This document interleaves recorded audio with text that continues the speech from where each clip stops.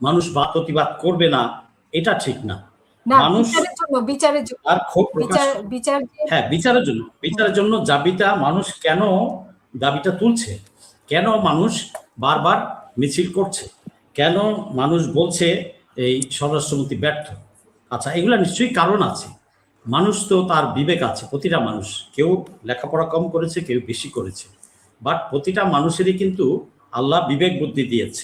আচ্ছা চলুন আমরা দেখি বিগত বছরগুলোতে, গত 55 বছরে না গেলাম, আমরা গত 20 বছরেই দেখি, বেশি আগে যাওয়ার দরকার নেই, গত 20 বছরে বাংলাদেশে বিচার বিভাগের কি অবস্থা, এটা হেলেন আপাও জানেন, দর্শক শ্রোতারাও জানেন, আমরা সবাই জানি।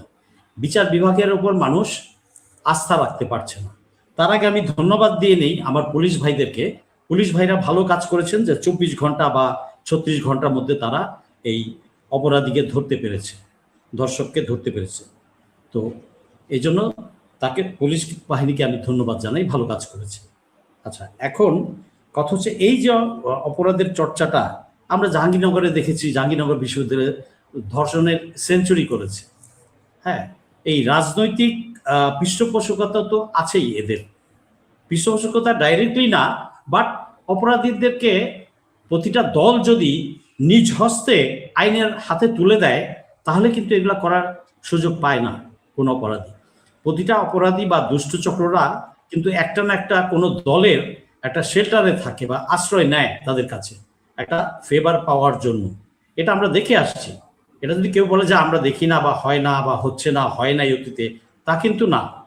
আমরা স্পষ্টতই জানি যে ক্ষমতার কাছাকাছি বা ক্ষমতার আশ্রয় থেকে অনেকে করে, অথবা বিপদে পড়ে গেলে ক্ষমতার একটা আশ্রয় নেয়, ক্ষমতা বলয়ের আশ্রয়ে তারা যায়, অপরাধীরা এটা করে থাকে। ইভেন মাদক বা অন্যান্য খুন খারাপের সকল সন্ত্রাসীরা তাই করে থাকে। বাংলাদেশের চালচিত্র এটা।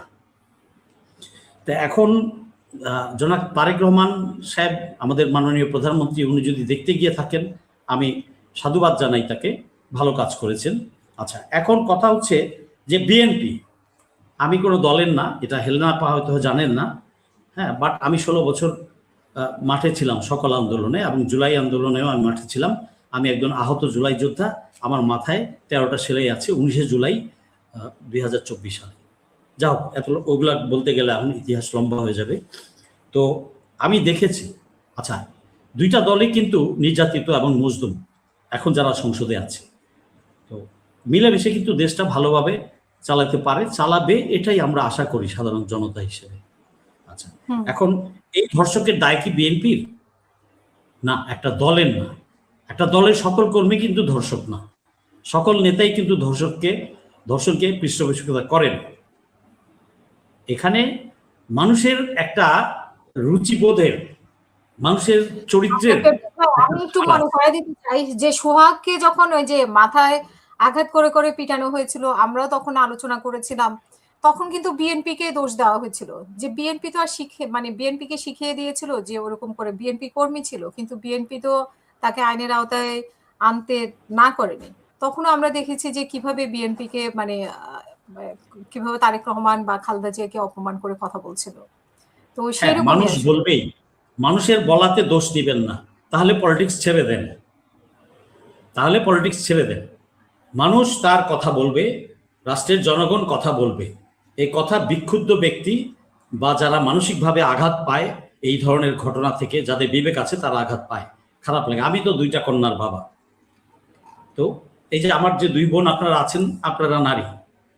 তো একটা নারীর উপর নির্যাতন হবে, দ্যাট টু একটা শিশুর মানে মেয়ে শিশুর উপর নির্যাতন হবে, আর আমি পুরুষ বলে সেটাকে গা এড়াইয়া চলবো, আমি কিছু বলবো না, তা তো হতে পারে না। আমার বউ নারী, আমার কন্যা নারী, আমার মা নারী, আমার বোন নারী। নারী ছাড়া পৃথিবী থেকে আমি এসেছি নাকি? তো নারীর প্রতি হিংস্রতাটা কোথা থেকে আসে? মানুষের যে চরিত্র, মানুষের এদেরকে সাইকোলজিক্যাল ট্রিটমেন্ট দিতে হবে। এই যে সমাজের মানে অবক্ষয়, নৈতিকতার অবক্ষয়, এইটার কারণে হচ্ছে। আচ্ছা, এখন কোন দলের, হোক জামাত, হোক বিএনপি, হোক আওয়ামী লীগ, হোক অন্য কোনো পার্টি, দলের উপর মানুষের কথাটা বলে কেন? কারণ সে ওই দলের, ওই যে বললাম, কোনো না কোনোভাবে আশ্রয় নেয়, বা তারই কোনো বন্ধু হয়তো দলের কর্মী, সে তাকে শেল্টার দিচ্ছে পালিয়ে থাকার জন্য, করার জন্য, অথবা অন্য কোনো সাপোর্ট দিচ্ছে। হ্যাঁ, এইটা যদি সাপোর্টটা যদি কোথাও থেকে একটা অপরাধী বা ধর্ষক না পায়, তাহলেই কিন্তু এটা এতগুলা কথা আসে না।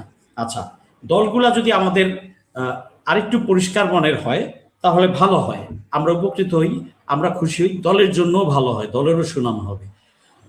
দল বহিষ্কার করলো, বহিষ্কার কোনো শাস্তি না, এটা আরো প্রাইস তার জন্য। তো বহিষ্কার না, তাকে আগে সাথে সাথে পুলিশের হাতে, দলের ব্যবস্থাপনায় পুলিশের হাতে তুলে দিয়ে তারপরে তাকে বহিষ্কার করুন এবং আইনকে আইনের পথে চলতে দেয়। এটা যদি প্রতিটা রাজনৈতিক দল, আমি শুধু বিএনপি কেউ বলছি না, আজকে বিএনপি আছে, কালকে বিএনপি যদি না থাকে অন্য দল আসবে, তো সেই দল কি আর বলবো না? সব রাজনৈতিক দলগুলোর জন্যই এটা হওয়া উচিত, তাদের নীতিগত নৈতিক আদর্শ থেকে। এইটা যদি তারা না করে, দলের উপর বদনাম আসতেই থাকবে। আপনি মানুষের মুখ বন্ধ করতে পারবেন না। তো কালকে আমিও তো বলবো না। আজকে আমি বলছি যে বিএনপির দোষ না এখানে, বাট বিএনপি যদি এখানে শেল্টার দেয়, যেহেতু বিএনপি ক্ষমতায় আছে, ক্ষমতায় সরকারে যে থাকে তার প্রতি মানুষ মানে উচ্চারণ করবে, বিচার চাইবে, প্রতিবাদ করবে। সে তো অন্য কোনো ছোট দলের প্রতি যে ইলেকশনেই আসে নাই তাকে তো বলবে না। তো এই বলাটা তো অপরাধ না। এখানে মানুষের সেন্টিমেন্টটাকে অ্যাড্রেস করতে হবে। বিক্ষুব্ধ জনতার এবং ভুক্তভোগী যে ভিকটিম, তাদের মানে চাহিদাটাকে অ্যাড্রেস করা হচ্ছে মূল বিষয়। আচ্ছা, এখন দেখেন কেন মানুষ এত অতিষ্ঠ, কেন এত উত্তেজিত, কেন প্রতিবাদ? কারণ গত 30 বছর